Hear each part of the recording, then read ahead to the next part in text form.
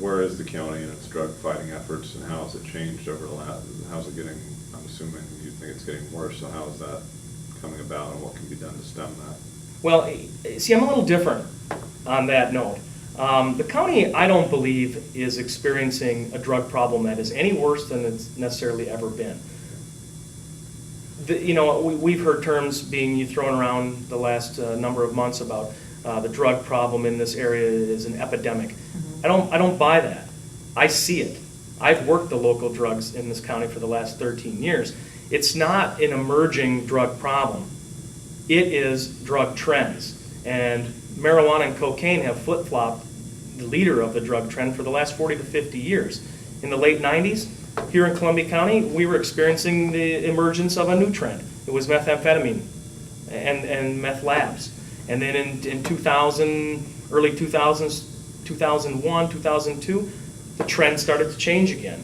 It wasn't like meth went away, it wasn't like marijuana went away and cocaine went away, but they're trends. It's like a roller coaster. Mm-hmm. So at that time, we started experiencing club drugs like ecstasy, ketamine, GHB, and those things.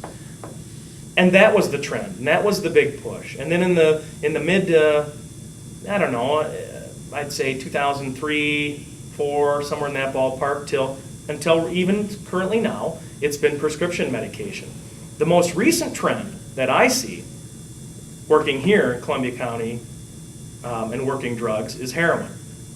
And unfortunately, that's the very dangerous. And not that the rest of them are not dangerous and deadly, but heroin is much, much more addictive, and I certainly don't condone any of them. But so I guess the simple answer is it's more of a trend. So a trend meaning that the drugs are getting more dangerous, or there's more awareness of it, or there's more efforts to make people aware of it, so it seems like it's more, or there's more arrests being made, like what? Okay, well, the heroin trend, in my opinion, is the result of the prescription abuse and diversion trend. Instant, pharmaceuticals in the hands of adults and kids and whatnot. Dependency results from that. Then, everyone got tough on prescription medication. That was the trend. And they were it was getting harder to get. Doctors were becoming more aware. They were less likely to provide a simple prescription. So now it has turned to heroin. It's the same, many of the pharmaceuticals are heroin related. So that's the street level pharmaceutical. You follow me kind of? I know it's a little wishy-washy, but the trend is basically the different kinds of drugs, and the types of drugs of preference tends to wax and wane among the users. Yeah. Yes. And so is there a bigger drug problem now than 10 years ago? And I guess bigger, you can define it however you want. I guess, is it more, are people more likely to be using? Are there more arrests? No, I don't think there's a bigger drug problem now than there was in 2000. I think that it's a new trend. It's a new drug trend is what we're experiencing. And that coupled with the fact that I think that the sheriff's office isn't as proactive as they've ever been, which is one of the precursors that provides the perception that it's this huge epidemic or emerging problem. It's not an emerging problem. It's been constant. There's been trends, but I think the arrest numbers and the tips that we receive and things of that nature have all been constant. It's management style. It's not, I give the sheriff kudos in that area. Within the last year, he came in and he had a different management style. Nothing wrong with that. Expected. And our priorities changed. And drug enforcement wasn't on the top of our priorities. And that's okay if that's what we're going to do. However, when I say I give him kudos, that's where I do give him the kudos. In 2009, I believe he recognized the fact that other crimes are associated to that. And not only those things, but it's a constant struggle and fight with drug investigations. They are there. And it's a matter of trying to control and contain that spread. So, in a retroactive approach to drugs in general, it continues to spread and becomes more prominent. You see it in more areas.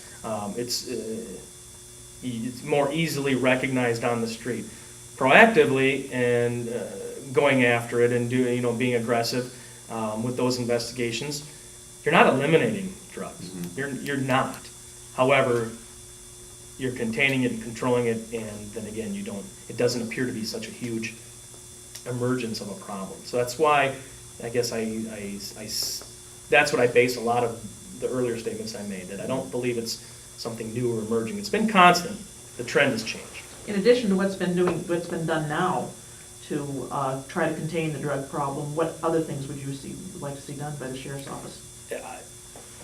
Absolutely, without a doubt, the countywide drug program. That's been in existence. Well, it was in existence for years. We were very task force. Yes, Columbia County Drug Education and Enforcement Task Force. Very aggressive. We were able to, I would say, in the 2001 till 2006 era, that stretch of time, we could have sustained ourselves. We could have been a full-time unit, self-sustained by asset forfeitures.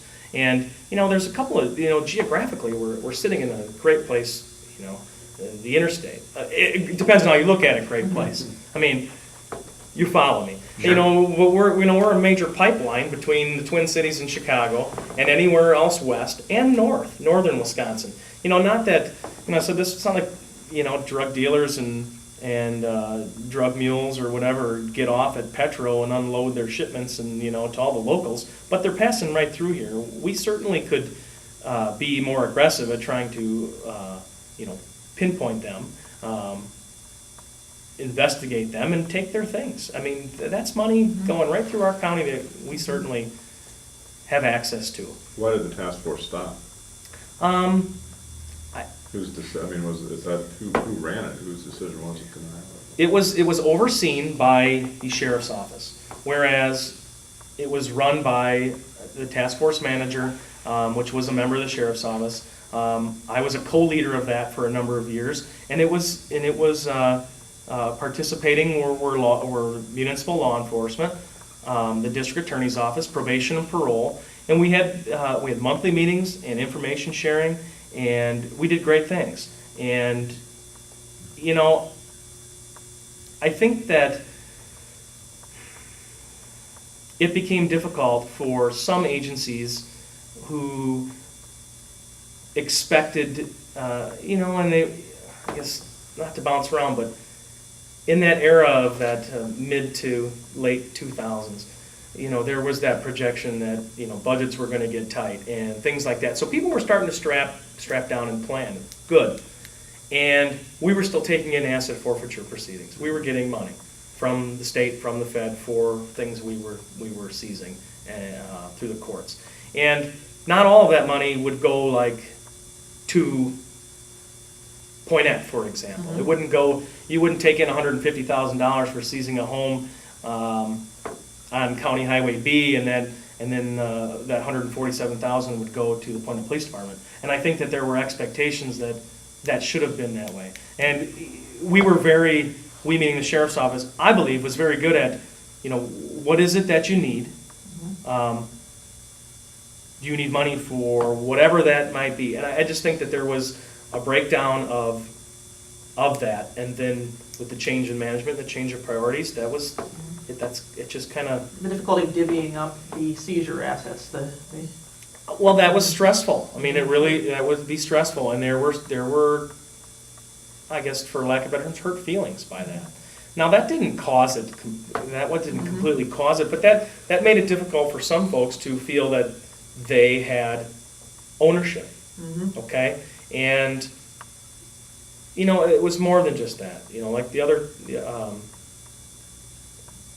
I don't know what other example I used there, but that was one of the big ones. And then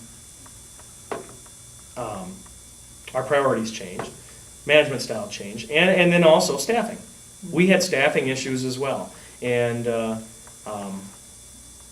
Detective Heimro left right at that time, and he had gone to the state. Now we were short, and just so you have some of the background, the drug unit is basically overseen by the detective division, and all the detectives are assigned to the drug unit and the canine deputies for the sheriff's office.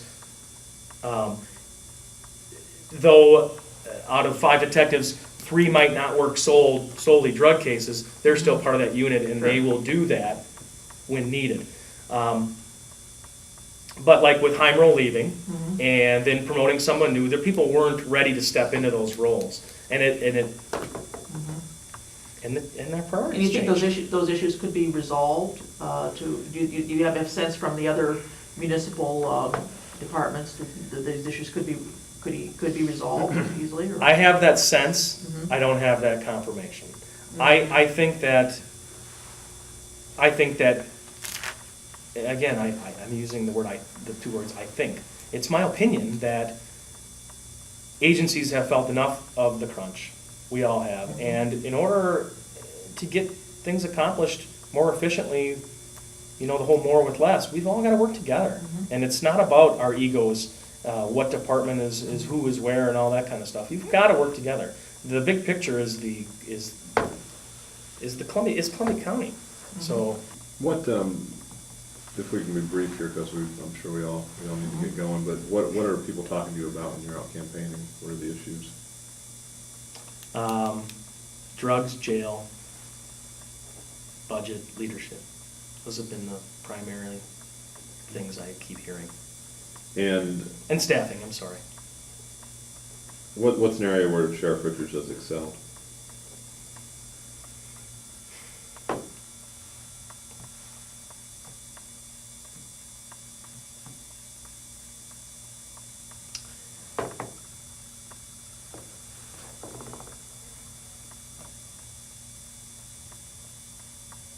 I would, I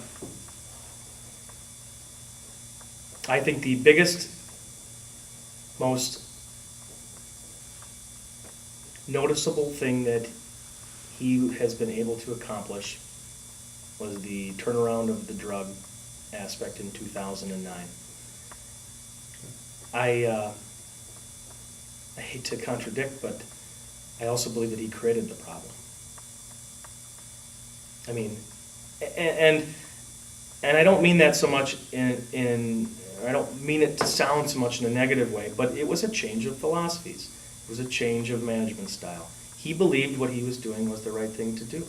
When he came into office, you feel like some of the things he did helped lead to it, but then he tried to turn it around. Yes, and that's why I use that as the example, because though he created the problem, I believe he recognized that that wasn't the best decision, and really that marks some great responsibility. That shows that he recognized that as being a shortfall and worked to get that turned around. Create the problem how? By cutting back on drug enforcement, or? Yes. Okay. Just a shift of priorities. Okay. And, and I didn't like that idea, but I'm okay with it as a person, because I believe in doing the right thing, and if you think you're doing the right thing, you should fight for that. And that must have been what he felt was the right thing. And I'm happy that he was able to recognize that it was. So that, I think, has been the best thing.